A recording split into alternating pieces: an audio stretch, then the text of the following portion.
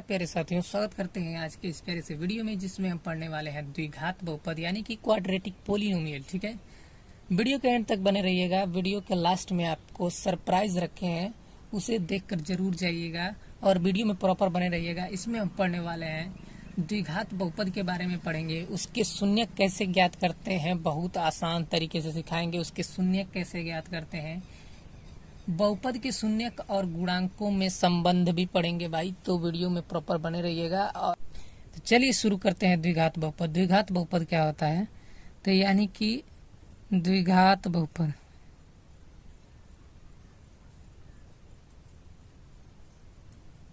द्विघात बहुपद जिसे इंग्लिश में हम लोग बोलते हैं क्वाड्रेटिक पोलिनोमियल।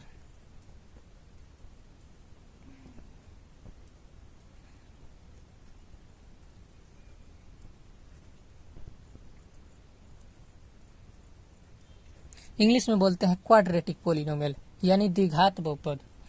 वे बहुपद जिसमें चर की अधिकतम घात 2 होता है द्विघात बहुपद कहलाता है। वे बहुपद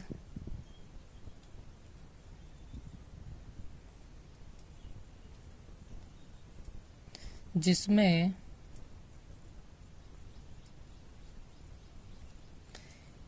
चर की अधिकतम घात 2 होता है द्विघात बहुपद कहलाता है। द्विघात बहुपद कहलाता है। ठीक है, द्विघात बहुपद कहलाता है। इसका मानक रूप क्या होता है, तो मानक रूप हम लोग का होता है कि यहाँ पे लिख रहे हैं हम लोग मानक रूप यानी कि इसे हम लिखते हैं ax² प्लस में bx प्लस c। इसके रूप का द्विघात बहुपद होता है। ये होता है ax² का गुणांक, x² का गुणांक, और जो b होता है ये b वो x का गुणांक, और ये c होता है ये कांस्टेंट यानी कि अचर होता है। और चर हमारे x होते हैं और अचर हमारा c होता है। और ये x का गुणांक b होता है और x² का गुणांक a होता है। इसे याद रखिएगा क्योंकि वीडियो में इसे बार बार हम पूछेंगे। ठीक है, चलिए एक एग्जांपल ले रहे हैं। द्विघात बहुपद का एक एग्जांपल ले रहे हैं x² प्लस 2x प्लस 3। ये हम लोगों का एक द्विघात बहुपद है क्योंकि जो मैक्सिमम पावर है यानी अधिकतम घात है वो 2 है, इसलिए यह हम लोगों का द्विघात बहुपद है। यहाँ पे x² प्लस 4, ये इसमें भी हमारा अधिकतम घात जो है वो 2 है, इसलिए ये भी एक हमारा द्विघात बहुपद है। ठीक है, और एग्जांपल लेकर समझा रहे हैं, जैसे कि x² प्लस 3x माइनस 2, ये भी हम लोगों का क्या है द्विघात बहुपद है यानी कि मैक्सिमम पावर जो है इसका 2 है। ये हम लोगों का द्विघात बहुपद है। ठीक है, और एग्जांपल लेकर चलिए समझा रहे हैं। चलिए और एग्जांपल लेते हैं, जैसे कि यहाँ पे हो गया हम लोगों का x का पावर 5 माइनस x का पावर 3 प्लस में 2x प्लस 5। ये बताइए क्या है, यहाँ पे मैक्सिमम जो घात है वो भाई 5 है और जो मिनिमम उससे छोटी घात है वो 3 है। लेकिन एक बार सोचिए, इसके साथ कोई भी अचर यानी कि कांस्टेंट नहीं लगा है, इसका मतलब यहाँ पे कोई भी गुणांक नहीं है, इसलिए इसको हम लोग घटा लेंगे। यानी कि 5x में से 3x जाएगा तो x² आएगा प्लस में 2x प्लस 5, यानी कि ये भी हम लोग का एक द्विघात बहुपद है। इसको देखकर ये मत समझिए कि ये द्विघात बहुपद नहीं है, इसके आगे कोई भी गुणांक नहीं है, यानी बराबर गुणांक यहाँ पे भी 2 रहेगा, यहाँ पे भी 2 रहेगा, तब भी घटा लेंगे। तो यहाँ पे कोई भी गुणांक नहीं है, 1 है इसका गुणांक। तो हम लोग इससे घटाकर यानी कि सिंप्लीफाई करके इससे हम लोग देखेंगे कि ये हम लोगों का बहुपद यानी द्विघात बहुपद है कि नहीं। ठीक है, यहाँ पे एक और एग्जांपल ले रहे हैं, जैसे कि यहाँ पे x का पावर 3 माइनस एक्स प्लस में 5x माइनस 2 हो गए यहाँ पे। चलिए, तो यहाँ पे इसको हम जब घटाएंगे तो हमको मिलेगा x का पावर 2 प्लस 5x माइनस 2। तो ये भी हम लोग का क्या है, एक द्विघात बहुपद है। अब हम लोग चलते हैं कि ये शून्य क्या होता है। शून्य क्या होता है इसको हम लोग समझेंगे कि शून्य क्या होता है। और एक बात याद रखिएगा कि जो द्विघात बहुपद का जो ग्राफ होता है वो या तो यहाँ पे x होता है, यहाँ पे x डैश होता है, यहाँ पे y होता है, यहाँ पे y डैश होता है, ये आप लोग जानते होंगे। तो जो द्विघात बहुपद का ग्राफ होता है वो स्ट्रेट लाइन नहीं होता है, स्ट्रेट लाइन रैखिक बहुपद यानी कि लीनियर पोलिनोमियल का होता है। और जो हम लोगों का द्विघात बहुपद होता है इसका ग्राफ या तो ऐसे होगा, या तो ऐसे होगा, या तो ऐसे होगा, या तो ऐसे होगा, मतलब पैराबोला होता है। इंग्लिश में हम बोलते हैं पैराबोलिक होता है। तो इसका ग्राफ या तो ऐसे होता है या तो ऐसे होता है, मतलब इस तरफ टेढ़ा होता है यानी पैराबोलिक होता है। हिंदी में हम लोग बोलते हैं पैराबोला। क्या बोलते हैं? पैराबोला। इससे हम लोग पैराबोला यानी कि परवलय बोलते हैं। परवलय, परवलय के आकार का,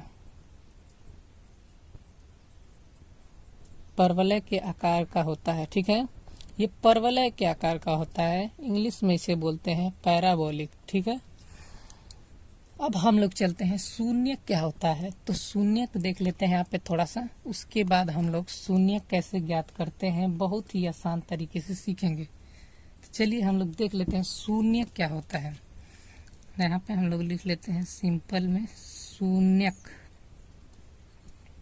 तो भाई देखिए, शून्यक वे होते हैं किसी बहुपद के चर का वह मान, किसी बहुपद के चर का वह मान जो बहुपद को शून्य बना दे उसे उस बहुपद का क्या कहते हैं, शून्य कहते हैं। तो यहाँ पे हम लोग लिख दे रहे हैं किसी बहुपद के चर का, किसी बहुपद के चर का वह मान जो बहुपद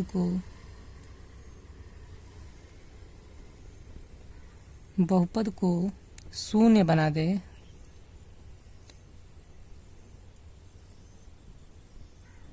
उसे उस बहुपद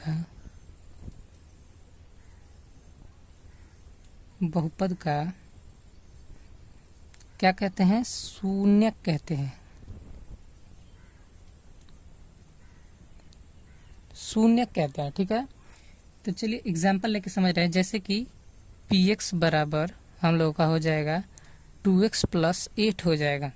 मान लीजिए हम लोगों का एक यह लीनियर पोलिनोमियल है। तो इसका हम लोग शून्य कैसे निकालेंगे, मतलब इसका हम शून्य कैसे ढूंढेंगे। पहले इसको हम लोग समीकरण बदल लेते हैं। 2x प्लस 8 बराबर में 0 कर लेंगे तो ये हम लोग का समीकरण में बदल गया। अब हम लोग इसे हल करेंगे तो 2x वैसा का वैसा ही रहेगा और ये 8 बराबर के उधर जाएगा तो माइनस का 8 हो जाएगा और x बराबर आ जाएगा माइनस के 8 बटा में 2, क्योंकि ये मल्टीप्लाई में है तो बराबर के इधर जाता है तो ये डिवाइड में हो जाता है। तो माइनस के 2 हो जाए, माइनस के 8 बटा में 2 हो जाएगा। इसको काटेंगे तो x बराबर -4 हो जाएगा। ठीक है, ये हम लोगों का इस बहुपद का शून्यक है। यहाँ पे रख कर भी चेक कर लेते हैं। px बराबर 2 और x का मान आया है -4 प्लस में है 8। तो यहाँ पे -4 का 2 में मल्टीप्लाई करेंगे तो -8 प्लस में 8 बराबर हो जाएगा 0, यानी कि इस बहुपद का शून्यक -4 है। इसको रखने पर इस बहुपद का मान 0 हो जाएगा। इसका मतलब इस बहुपद का शून्यक क्या है, -4 है। ठीक है, अब चलिए चलते हैं बहुपद के शून्यकों और गुणांकों में संबंध देखते हैं। उसके बाद हम लोग प्रैक्टिस करेंगे और बहुत आसान तरीके से शून्य निकालना सीखेंगे। चलिए हम लोग शुरू करते हैं बहुपद के शून्यकों और गुणांकों में संबंध। तो यहाँ पे लिखते हैं बहुपद के शून्यकों और गुणांकों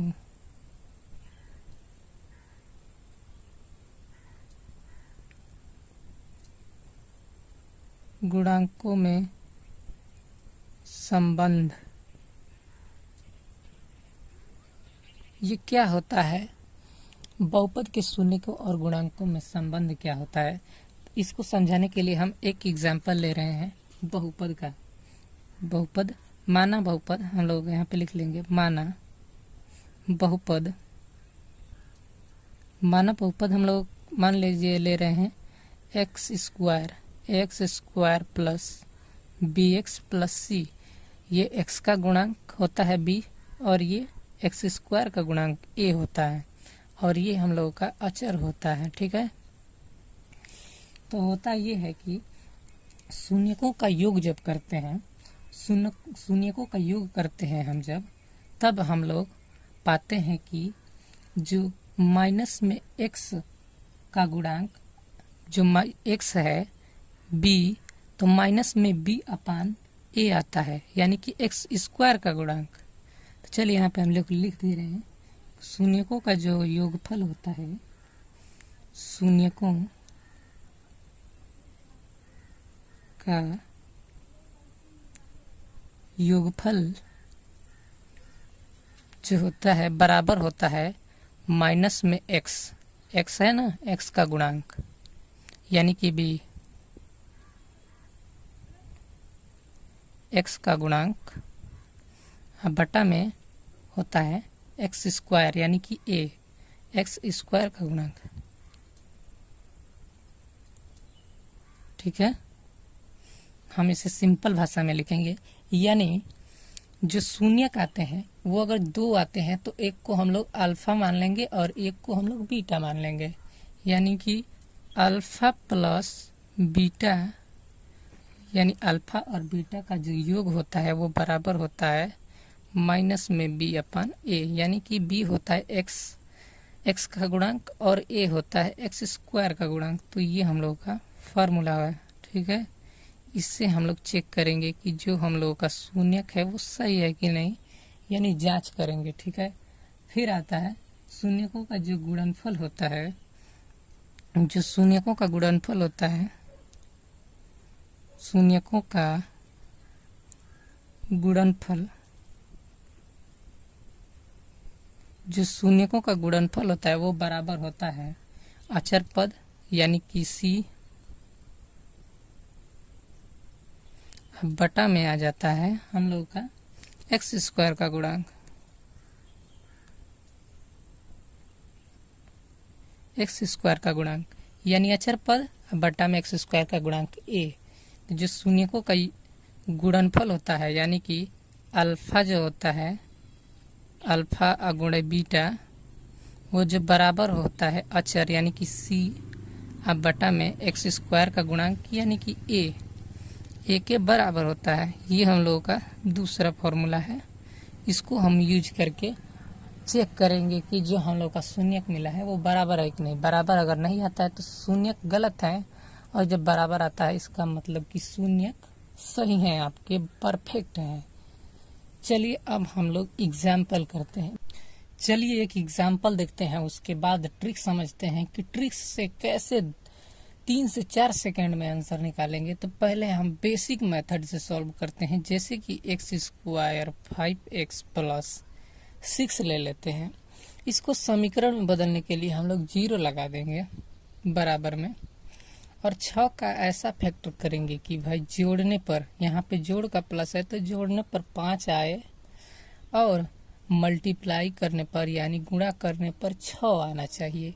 तो यानी कि हम लोग जानते हैं 2 का मल्टीप्लाई 3 में करेंगे तो 6 आएगा, और 2 + 3 करेंगे तो हम लोग का 5 आएगा।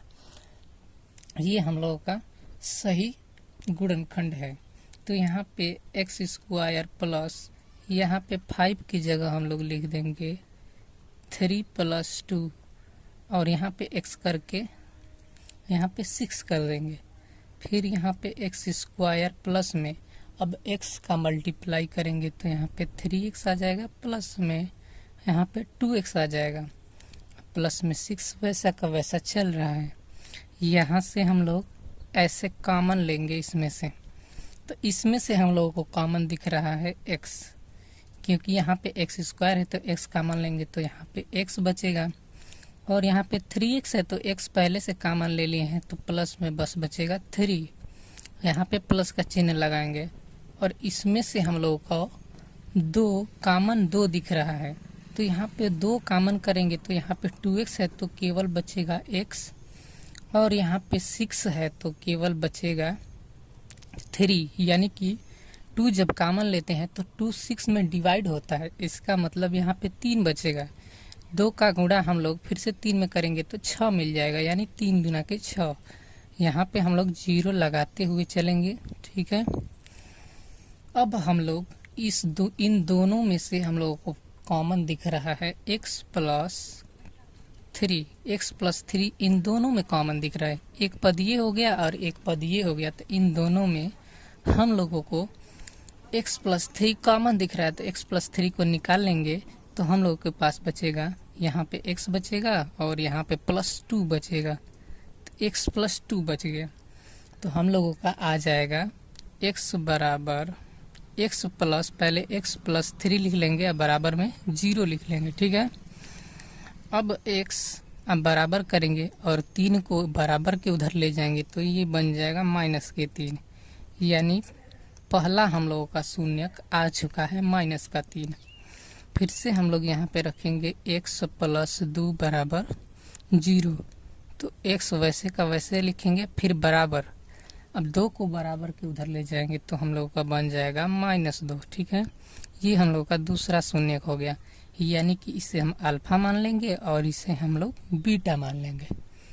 यहाँ पे हम लोग चेक करते हैं तो हम लोगों को होता है शून्यकों का योगफल बराबर होता है माइनस में x का गुणांक अब बटा में होता है x² का गुणांक, यानी कि जो शून्यकों का योगफल होता है अल्फा प्लस में बीटा वो बराबर होता है माइनस में x का गुणांक, यानी कि x का गुणांक हम लोग को चलिए यहाँ पे ax² + bx + c, तो यहाँ पे जो हम लोगों का माइनस में होता है वो x का गुणांक होता है, यानी कि b होता है, अब बटा में होता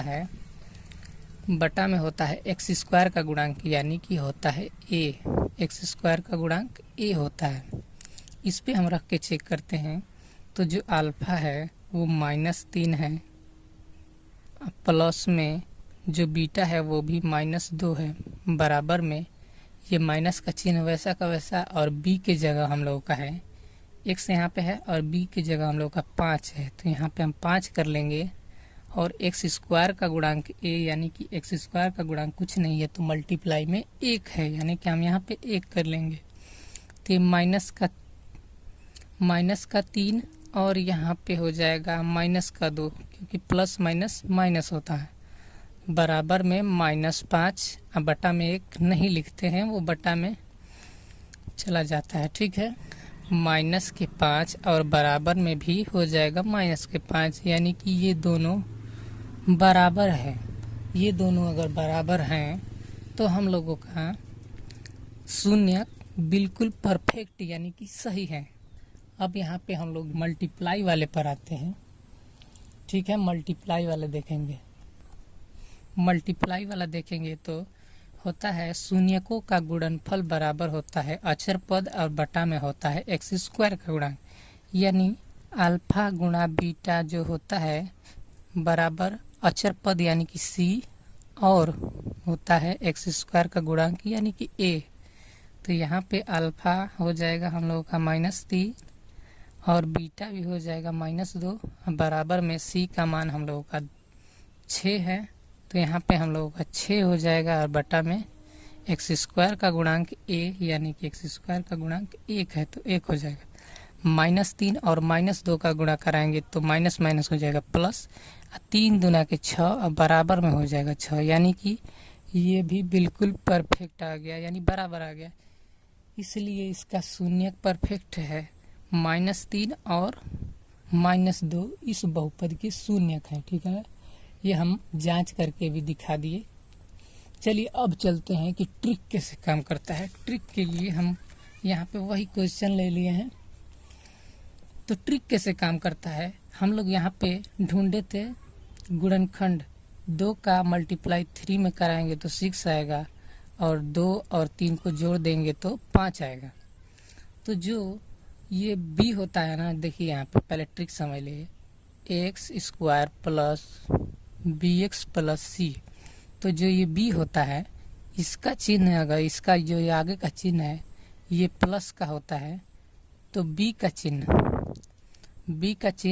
और c का चिन्ह, b और c का चिन्ह हम लोग क्या करते हैं, बदल देते हैं। यानी प्लस में होता है तो माइनस में कर देते हैं, माइनस में होता है प्लस में कर देते हैं। अगर इसका चिन्ह b का चिन्ह माइनस में हो तो केवल b का चिन्ह हम लोग बदलते हैं। यानी प्लस का होगा तो माइनस में कर देंगे, माइनस का होगा तो प्लस में। यहाँ पे देखिए जो ये b है यानी x का गुणांक है b, इसका प्लस में चिन्ह है। तो प्लस में चिन्ह है तो हम लोग ये दोनों को माइनस कर देंगे, यानी c का चिन्ह भी माइनस कर देंगे और b का चिन्ह भी माइनस कर देंगे। और यहाँ पे जो गुणांक हमें मिले हैं, फैक्टर मिला है 3 और 2, तो बड़े वाले को पहले और छोटे वाले को बाद में लिख लेंगे। यही हम लोगों का क्या हो गया, आंसर यानी कि शून्यक हो गया। यही 2 हम लोगों का शून्यक है। और जहाँ कि पहले हम आप लोगों को बता चुके हैं ज्ञात करके। और ये हम लोगों का ट्रिक है। कैसा भी हो, ऐसे जैसे मान लीजिए x² प्लस में 7x प्लस में हम लोगों का 10 हो जाए, तो इसका क्या होगा कि 10 का ऐसा फैक्टर ढूंढेंगे तो कि प्लस करने पर 7 आ जाए और मल्टीप्लाई करने पर 10 आ जाए। तो हम लोग का 5 गुणा में 2 हो जाएगा 10, और 5 प्लस 2 जोड़ेंगे तो हम लोगों का 7 हो जाएगा। इसका मतलब इसका फैक्टर ये है। तो हम लोग देखेंगे कि जो b का चिन्ह है वो प्लस में है कि माइनस में है। अगर जो प्लस में है तो दोनों का चिन्ह चेंज करेंगे। अब बड़े वाले को पहले लिख देंगे और छोटे वाले को बाद में लिख देंगे। यही इसका भाई क्या है, यही इसका शून्यक है, यानी इस बहुपद का शून्यक है। ये हम लोगों का एक क्वेश्चन था और ये हम लोगों का एक क्वेश्चन था। इसको हम रख कर भी चेक कर दे रहे हैं। चलिए, यहाँ पे होता है योगफल बराबर शून्यकों का योगफल अल्फा प्लस बीटा बराबर होता है माइनस का b/a, यानी कि x का गुणांक बटा में x² का गुणांक। तो यहाँ पे x का गुणांक हम लोगों का है, यहाँ पे पहले अल्फा लिख लेते हैं -5 और प्लस में बीटा लिख लेते हैं -2, बराबर में जो x का गुणांक है -5 है, यहाँ पे माइनस पहले का चिन्ह है, और जो x का गुणांक है वो -5 है, बटा में x² का गुणांक यानी कि a, x² का गुणांक यानी कि a। तो x² का गुणांक यहाँ पे देखेंगे, x² का गुणांक यहाँ पे पहले 7 था, भाई गलत हो गया, यहाँ पे 7 हो जाएगा और x² का गुणांक 1 हो जाएगा। तो यहाँ पे -5 और -2 बराबर -7, यहाँ पे तो यहाँ पे हो जाएगा -5 और -2 मिलकर हो जाएगा -7, बराबर में 7। ये हम लोगों का बराबर हो गया। इसका मतलब ये परफेक्ट है। यहाँ पे मल्टीप्लाई वाला देख लेंगे, अल्फा इंटू बीटा बराबर होता है किसके, अचर पद और बटा में x² का गुणांक यानी कि a। तो अल्फा हमारे पास है -5 और बीटा हमारे पास है -2, बराबर में c हम लोगों का है, यहाँ पे c हम लोगों का हो जाएगा 10। तो यहाँ पे हम लोग लिख लेंगे 10, x² का जो गुणांक हो जाएगा 1 हो जाएगा। तो -5 मल्टीप्लाई -2 हम लोगों का हो जाएगा 10, और यहाँ पे हो जाएगा 10, यानी कि ये बिल्कुल परफेक्ट है। और चलिए इसी के साथ हम लोग शून्यक आप लोग बहुत आसान तरीके से ज्ञात करना सीख चुके होंगे। चलिए इसी के साथ क्लास को एंड करते हैं। Thank you. मिलते हैं फिर अगले वीडियो में। अगली वीडियो किस चीज़ की चाहिए ज़रूर कमेंट करके बताएं, और एक कमेंट ज़रूर करें कि वीडियो कैसी लग रही है, ताकि हमको भी मालूम चल सके कि भाई आप लोगों को वीडियो सही लग रही है या नहीं। ठीक है, कमेंट एक ज़रूर करिएगा और शेयर ज़रूर करिएगा, सभी के साथ शेयर करिएगा। ठीक है, चलिए चलते हैं। Thank you.